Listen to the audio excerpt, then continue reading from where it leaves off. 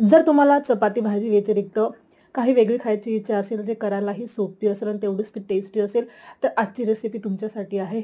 एकदा ही रेसिपी तुम्ही नक्की ट्राय करून बघा. आजच्या रेसिपीचं नाव आहे कांदा बेसन पराठा. एकदम सोपी अशी रेसिपी आहे. एकदा तुम्ही ही रेसिपी नक्की ट्राय करून बघा. वारंवार करून खासाल. त्यासाठी मस्तपैकी घेतलं आहे आपण गव्हाचं पीठ. त्यामध्ये टाकलं थोडंसं मीठ. पाणी टाकून मस्तपैकी आपण कणिक मळून घेणार आहे. ज्याप्रमाणे आपण चपातीला कणिक मळतो त्याप्रमाणे आपण मस्तपैकी पराठ्याची कणिक मळून घेणार आहे. झाकण ठेवून थोडं रेस्टला ठेवणार आहे.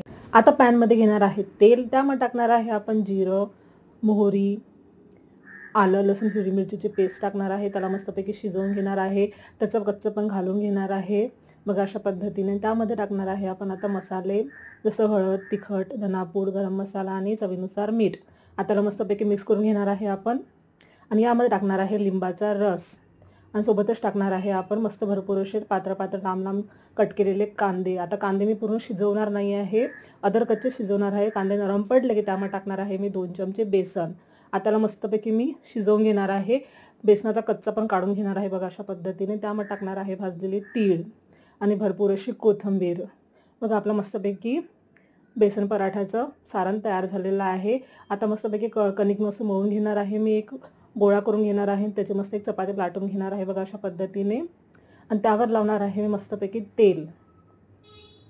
आणि त्यावर असं कांदा बेसनचं सारण जे आहे आपण केलेलं ते मस्तपैकी पातळ पातळ भरून घेणार आहे बघा अशा पद्धतीने.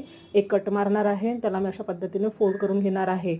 एकदा तुम्ही हा पराठा नक्की ट्राय करून बघा. एकदम टेस्टी आणि खमंग असा पराठा आहे बघा.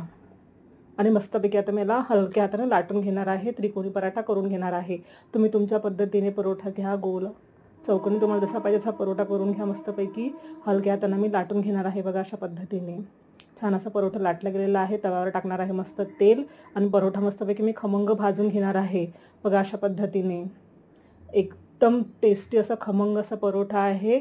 तुम्ही भाजीमध्ये थोडंसं तिखट जास्त पण टाकू शकता, त्यामुळे चव आणखी वाढेल बघा. छान असा आपला परोठा झाला आहे बघा. किती खमंग असा परोठा दिसत आहे. अशाच पद्धतीने मी माझे बाकीचे परोठे पण करून घेतलेले आहे बघा. आपल्या आवडीप्रमाणे शेप्रमाणे तुम्ही परोठे करून घ्या आणि एकदा तुम्ही हा परोठा नक्की ट्राय करून बघा.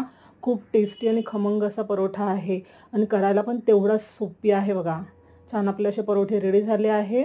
तर मी मस्तपैकी मसाला दही, लोणचं बरोबर परोठा सर्व केला आहे. तुम्ही तुमच्या आवडीच्या चटणीबरोबर किंवा सॉसेसबरोबर परोठा सर्व करू शकता आणि गरमागरम परोठ्याचा मस्तपैकी फॅमिलीबरोबर आस्वाद घेऊ शकता. तर तुम्हाला माझी आजची रेसिपी कशी वाटली कमेंट करून मला नक्की सांगा. माझ्या चॅनलला तुम्ही नवीन असाल तर माझ्या चॅनलला सबस्क्राईब करा. माझ्या व्हिडिओला लाईक करा, शेअर करा, कमेंट करा. भेटू नेक्स्ट व्हिडिओमध्ये अशा सोप्या सोप्या रेसिपींसोबत. Bye bye.